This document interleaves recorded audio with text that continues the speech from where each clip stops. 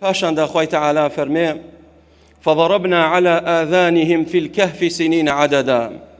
واتا شتێکمان خستە سەر گوێیان فضربنا على آذانهم يعني نومناهم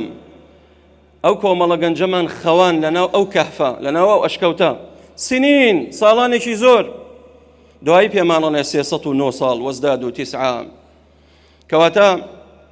بۆچی خوای تعالی خەوانیانی بۆ ئەوەی دڵیان ئارام بێتەوە چونکە ترسێک لە دڵیان بوو لەوەی کەوا مەلیک متابعەیانەکە ئەو خەڵکە هەمووی بەدوایەتی بەڵام لەگەڵەوەی ئەم قسەیە باسەکەین براکانم بیرتان نەچێ بۆ لای دراماکە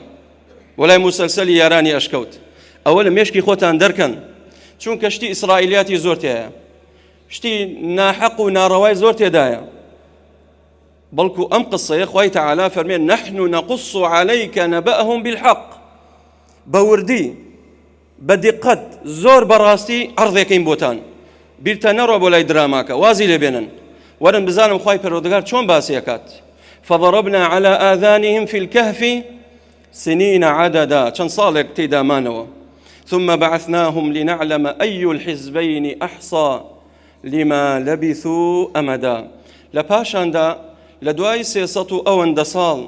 خەویان لێکەوت خوای تعالی فەرمێ بعثناهم واتە زیندومان کردنەوە بۆ ئەوەی بزانم کام لەم دوو دەستەیە کام لەم دوو حیزبەیە واتە باوەڕداران و بێباوەڕان